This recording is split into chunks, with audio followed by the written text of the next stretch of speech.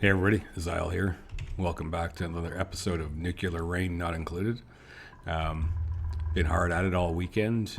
Wanted to make a video yesterday, but as so often happens with this playthrough, one problem leads to another, and next thing you know, 12 hours has drifted by and you're still trying to sort out numerous issues. Got myself back though to where a lot of things have been sorted out, ironed out, so last episode I went and got the gassy moves. The setup has been refined. Were some issues with that design. The primary issue with GC Fungus's design is, obviously he built it in developer or sandbox mode. So under practical conditions, it's not going to hold up the way that it is from the initial way it was made. The biggest problem is related to the liquid chlorine that you need for feeding these plants.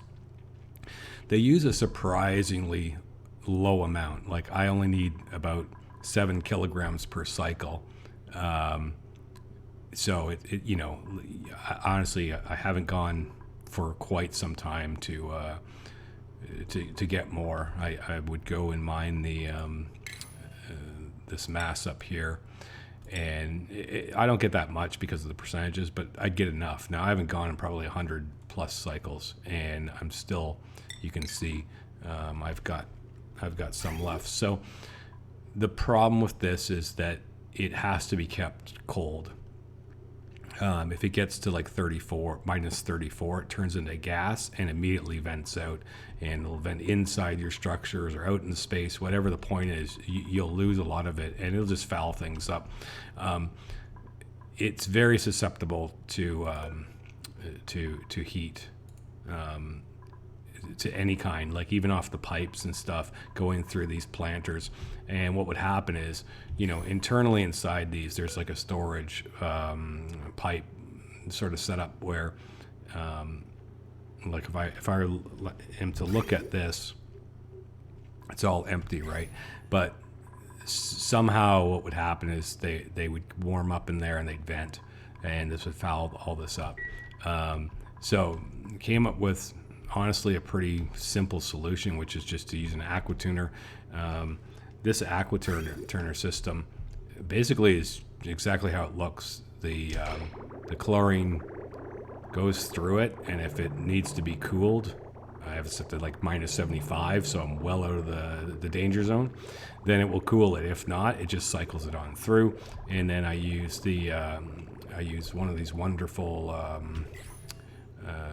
conduction panels to cool it, and I'm just using the water that goes into the bathroom systems.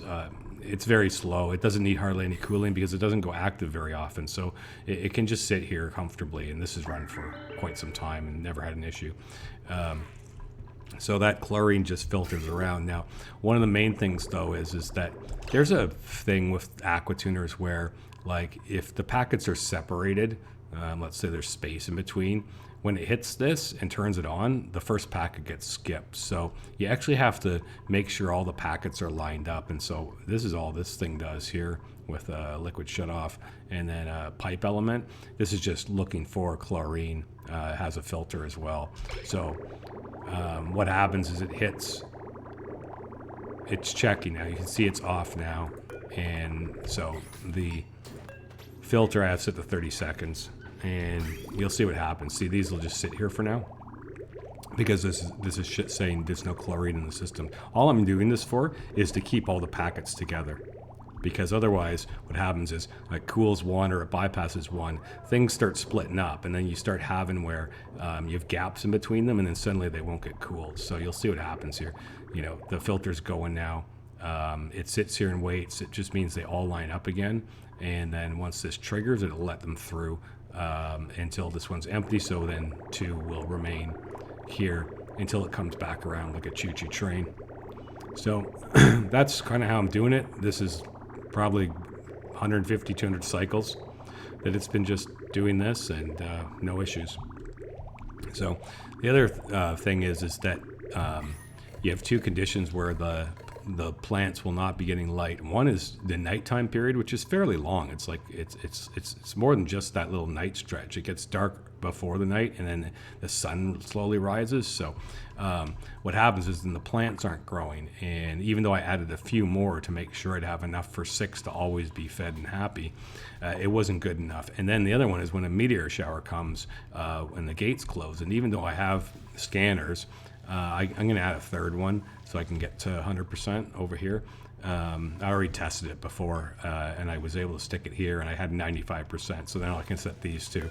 I have them at 100 now, but I'll set them to 150. But even so, during the meteor shower and while these are closed, the light's cut off. That along with the nighttime is enough that you're losing so much growth time that you can't. They end up getting hungry. So simple solution was this. I finally got the opportunity to use a light sensor. I just have a light sensor set to 10,000 lux, and then as you can see, because it's coming in the nighttime right now, right? So look how early that is. The light comes on, and as we can see in the overlay, it more or less covers. Like this one is actually never going to get planted because it doesn't get hit by the light. I don't even need it. But yeah, so the light, right, more or less covers what I need. Now, it takes a lot of power, and sometimes I get some power issues, but it is doing what it needs to do, right? So you can see, though, I'm having power flashes, and it's just, again, I've been really pushing my power system. See, that's not anything to do with the lines. We have enough, but I've been pushing the power system with everything turned on, trying to basically see if the amount of hydrogen I'm moving up here can keep pace. So I've actually added one more pump down here, but I need to add another one so that it's pushing when all the things are active, and I can fix this very easily by just turning off my diamond presses. But yeah, that's I've just wired that in, and soon I'm going to add another one so these packets would all be full, and then I'm fairly confident that I'll be able to be delivering enough hydrogen separately. So just some reworking. It's getting really tight. You can see, I'd like it to be cleaner, but I just don't have time to straighten things out. It's spaghetti-ish, but if you really want to see spaghetti, just look at the water system. It's just ridiculous. Like, this is just such a mess. And believe it or not, it all works. Like, everything is functional, everything is working. It's all, like, I've spent quite a few hours, working everything out so it's all in sync and stuff. But yeah, it is just like, it's just wild how much piping is going on in this build, especially in this whole area.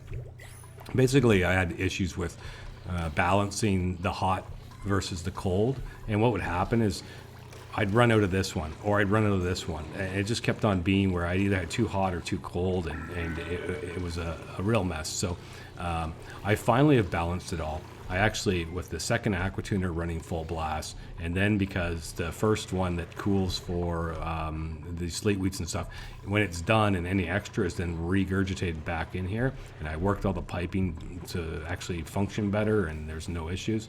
It's now, I got to turn off the diamond presses because it's not delivering enough power for me to be able to handle that. Until I rework the wiring, the hydrogen coming in better. So I turn those off, everything will be fine. These things will all start to catch back up again. At least I hope so. Yeah, because once you get power flashes, what happens is then the vents start flashing. And when the vents start flashing, then everything starts to just slowly break down. So I got to rework the not the power itself, but the delivery of the fuel has to be worked into a bit of a more even flow system. I spent the last all of today working the water, everything for water. Now I'm getting to work the gas stuff out. So the most interesting thing, though, that happened related to all this was just figuring out how exactly this mucilation and everything, and the balances and the numbers and stuff. Believe it or not, 6 of them is the perfect number. They're delivering enough natural gas that I don't have to go get any more from the other planet for running my grill, because this is how much this was empty when I put these guys in. So it's generating natural gas, even though I'm using it for cooking frost burgers. I'm at the point where I might even start dehydrating some food and so on, just to not let it go to waste. Like the plant meat from the guys down here, I might start dehydrating all that just to have it almost as like an emergency backup source, or to take on a mission where I expect my dupes to be like on another planet for a longer period of time.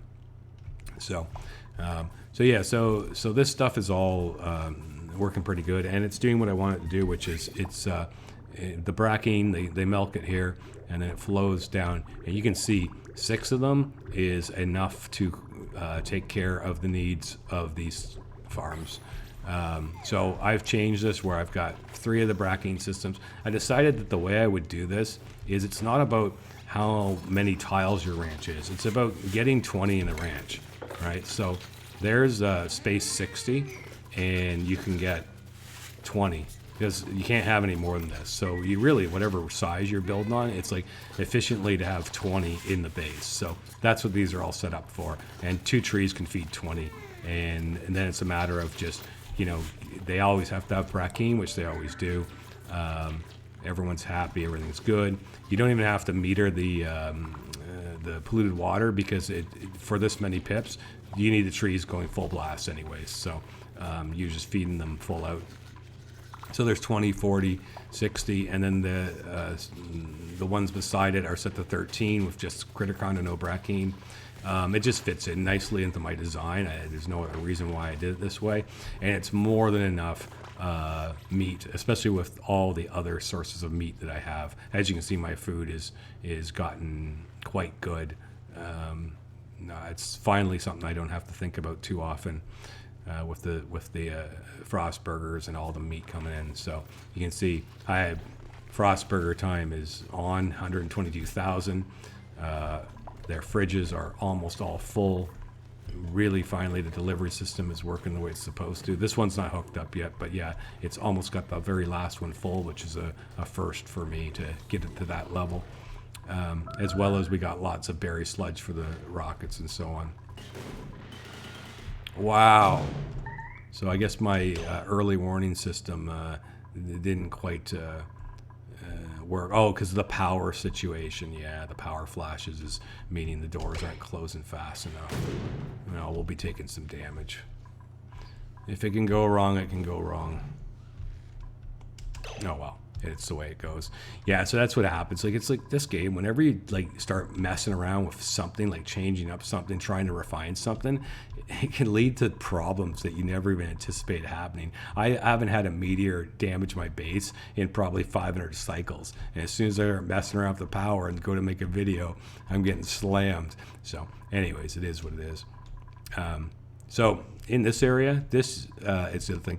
This used to be all full of red hot molten obsidian and all sorts of, it was just, if anyone watched my older videos, you'll know it was all full, and it was all 1500 degrees, every last inch of it, with a volcano in the center of it all. So I had heard someone had posted about how you can use solid nuclear waste to deal with hot areas like that. And so this is 500 cycles ago. I decided, before I even went to get the gassy moves, I was like, okay, well, let's try it. So I just basically mined out a little bit of the hot area from spaces up here, and dumped a bunch of solid nuclear waste in, and oh my god, did it ever react violently. All of a sudden there was just nuclear fallout all over the place, and it was raining hell from it turning back into a liquid and falling back down. But it was working, right? I could see what the chain reaction that was going on. So I just kept going digging deeper and deeper and deeper, and it was getting hotter and hotter, and there was just more and more mess. We had 900 degree nuclear fallout flowing out into space. And because of the area here, I didn't have all this plastic here. I just had tile. I've added this since then. Nice hit. And anyways, what happened, of course, was then all the plastic melted. In fact, everything melted. Everything that could melt started melting, and it just all fell down into here. So then I had a combination of nuclear waste, steam coming up, nuclear waste. I had sour gas. If it could be made into gas from high temperatures, it was flowing out of here. And then I had the brilliant idea that I wanted to accelerate the process. So I thought, hey, I'll start dumping I'll start dumping ice down there. So I started hauling my dupes to grab all this frozen ice and to dump it in there. So then we had a steam bath going on as well, which just made things worse. In fact, I was like, I had like stuff like these tiles melted. This thing melted. It's made of steel and it melted somehow, right? It was unbelievable. So this just kept raging and raging. I just kept on digging more and more and more and dumping more nuclear waste, everything I could think of to throw at it, just to try to vent out all the heat. And after this fire, like it got to the point where I had it all dug out. It was like 1,000 degrees in here, pure green and sour gas and raining down hell. And I just left it, and it just raged for hundreds of cycles before it finally vacuumed out. And you can see it still. You can still see the remnants of how hot it truly was in here. The stuff is still 300 degrees. Now, I was in a vacuum. That's not why it's not really cooling unless I sort of actively do stuff. But yeah, it was mental. But I got it cleared out, and that's the main thing. It's opened up a lot of space. For one thing, I wanted a more formal system for making steam. So I actually found a Brofgar video from 4 years ago where he used a system like this. I did more advanced automation than he did, of course, because I'm putting a lot more controls in. As you can see, it's a little complex. Basically, it just controls the heat, controls the water, the flow, and controls the amount of steam. And then whenever I want to use it, I would just merely turn this on, right, and it'll start pumping steam out. The steam will flow up to here. And then depending on which of my 2 rockets I want to fill, I can. And of course, there's a backflow as well. So even though they're both full right now and I'm pumping, it'll just go in backflow. Oh, I'm getting hammered. So you can see, yeah, they're full, so it just exhausts out. So really no reason to be having it on right now. And then, as you can see here, like this is just a vacuum by doing this with a switch, this middle one, so it keeps all that heat locked in there. And then when it needs heat, these doors close, and then the heat will flow up, because you can see this is 1600. This is considered a vacuum, and then this is only 160. So pretty good little system, good use of this volcano. I don't need to use the volcano for power. So, and I used phosphorus gas, dumped phosphorite, about 10 kilograms per space, and it's a very good conductor of heat. I'm glad I used it instead of hydrogen. And it's pretty easy to set up because you can start with a solid, close it all up, and then flash it when you dig that out. So now I also have a need for petroleum, and not for fuel and not for power, but for the molecular forge, so that I can start making supercoolant, because I have the other ingredients, gold and fullerene or whatever, and I have lots of it. So what I don't have is petroleum, believe it or not. And the closest source of petroleum for me really is over on Soilala, because there's an oil biome. That mean I would have to. I haven't come here in ages. It would mean I have to come here and settle it, or extract it and bring oil back and so on, then turn into petroleum and all that. And I decided I just don't really want to do that. I do have to come and settle this planet eventually, but I'm planning on doing that later because there's quests here that I need to do. But I'm not going to do it to get to. It's just so much effort to set up things, to take the oil and start running rockets to do it. I want to avoid that. So it's slicksters, and normally slicksters aren't maybe that economical for petroleum, but I am going to get to molten slicksters and use them and just take the petroleum directly. And then what I'm going to do is to I only need it for making supercoolant. I don't need a lot of it, and I don't need it immediately, so I can get this set up in place and it can start working. The main thing I'm having an issue with, of course, is getting this hot enough. Believe it or not, when this is raging hot, it's just because carbon dioxide is not a good conductor, but that's what slicksters want to eat. So I started about 74 degrees, and now I'm up to 87. I'm simply just using the thermal regulators. I'm bringing my oxygen in and then cooling it even more to help cool my base, which I need because of some of the disasters I've had. And so they basically take out, they're like aqua tuners, but they don't take as much power and they generate similar heat. So they're just slowly heating everything up. And over time, I will get up to the temperatures I need for molten slicksters. And eventually the moltens will start down here, but eventually I will cut these ones out. This space is enough for, with the Criticonder, for 6 in each, because it's about 60 tiles. And that's what I'm going to run. And I'll just use the carbon dioxide. If I have to, I'll burn wood. I did that initially to fill this up. I just burned wood. I have so much extra wood laying around. But mostly I'm just piping in the basis carbon dioxide now into this area and sort of run it like that. So that's the newest project. While I was building this, I actually had to back up a couple cycles because suddenly I went over here and I realized that there was water and salt water had exploded throughout the entire base. Like it was just like everywhere all the way down here. I mean, it was deep enough I couldn't sweep it. And it all came from this system. And here's what happened. We got this hydro sensor used to be here, and it was set to, if you have like, right now it's set to 900, it's at 1 kilogram, right? To if below 1, blah, blah, blah. So what happened is though somehow a packet of polluted oxygen and a packet of oxygen. So this vent was so that when it rose up, the oxygen would push out and so on. It worked very well. I never had an issue with it. But somehow or another, a packet of polluted oxygen got in here. And so it had a packet of polluted oxygen, it had a packet of oxygen. And so now what was happening is the sensor was sitting not in water, even though water was all here and blocking this vent, and then this was oxygen and polluted oxygen, right? So the pressure just kept building up and up, because that's a weird thing. It's like when stuff can't go anywhere, it will just keep building up. And so even though this was saying don't pump any out and bring it in because we need it, the reality was there was like 3,000 kilograms of pressure in here, and eventually what was happening was this burst, and then this burst, and then it just exploded out everywhere, and made just a massive mess of So it taught me a lesson, which is don't put your thing up here looking for the minimal amount. Put it down in the water and set it to the maximum amount, because you're never going to have a misfire on a packet when you're in the water. Right, no matter what goes on up here now, if I'm always going to be around 900 kilograms. So really, always learning stuff in this game. Always learning stuff. It's unbelievable.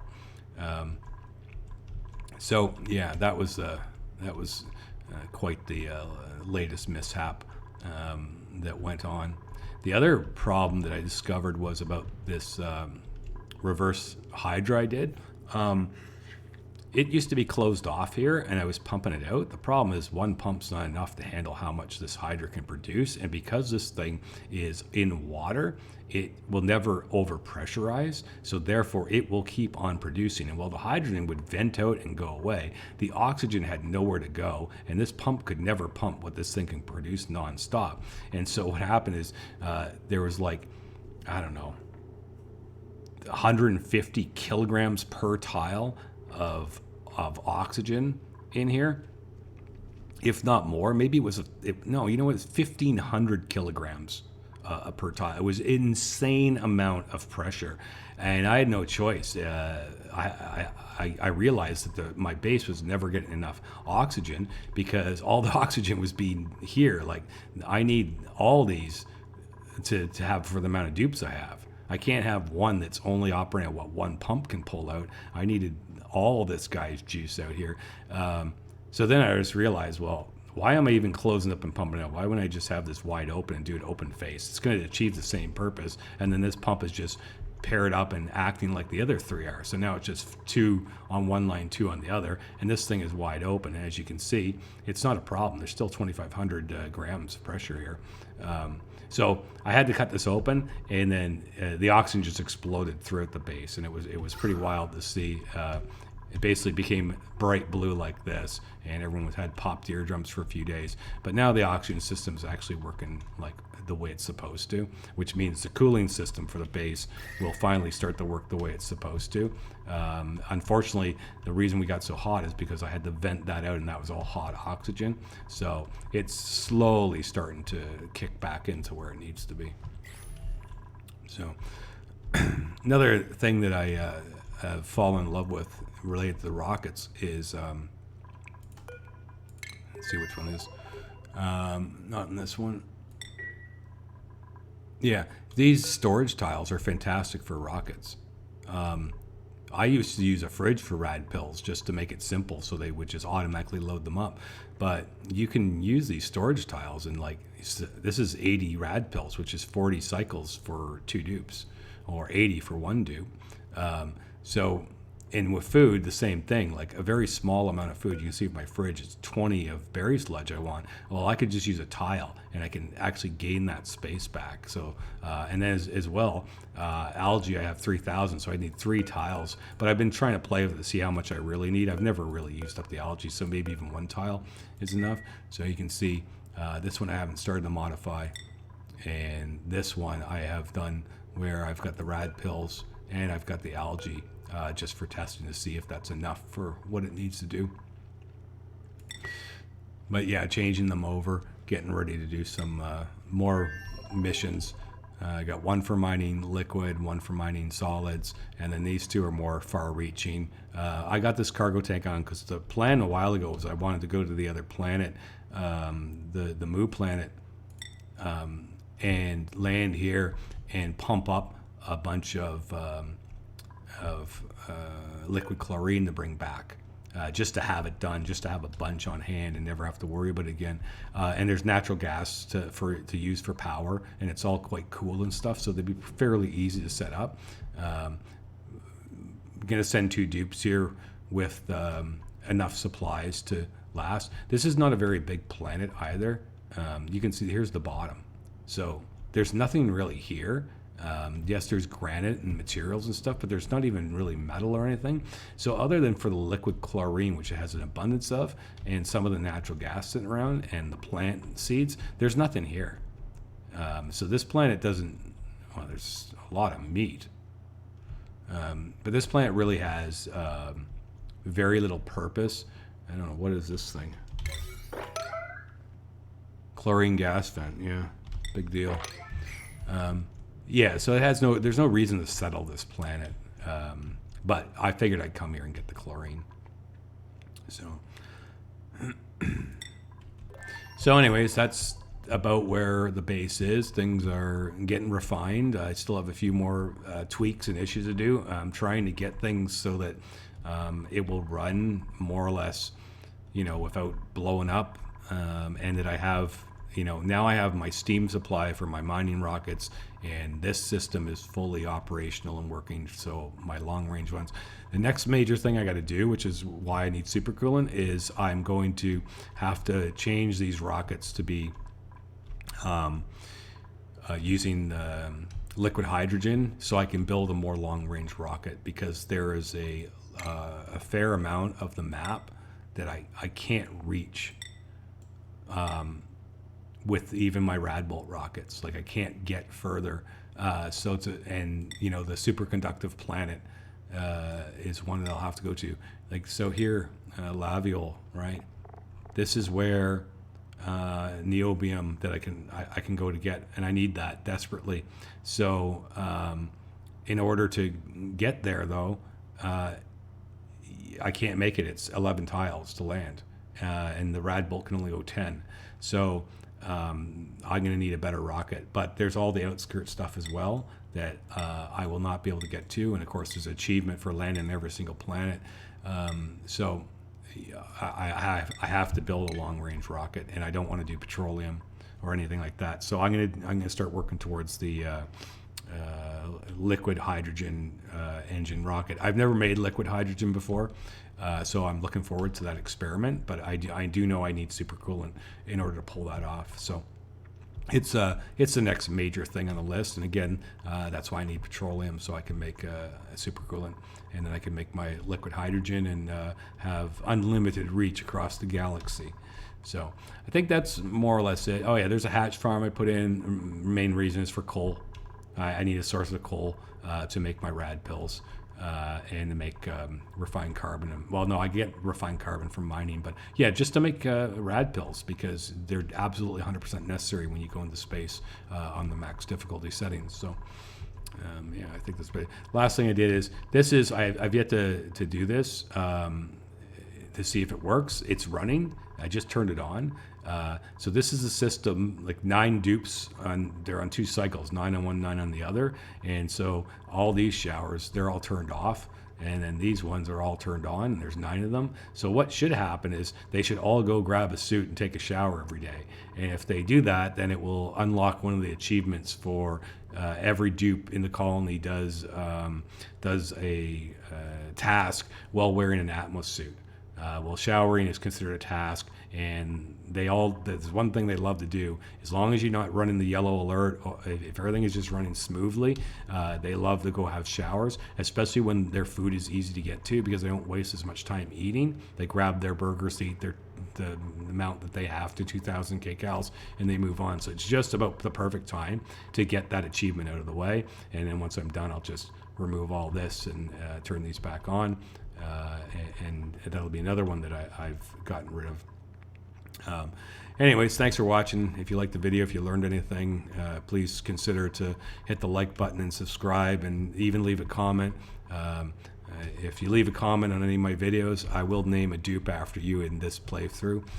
I've had 2 guys who have left comments, and I've done that, Cedric and even Moe. I hope I'm pronounced that right.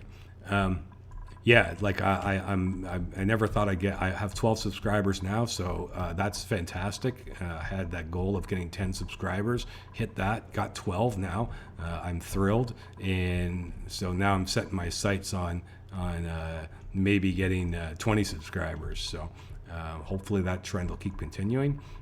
If you have any feedback, always leave in the comment section. I'm always happy to hear from everyone, and have a good day.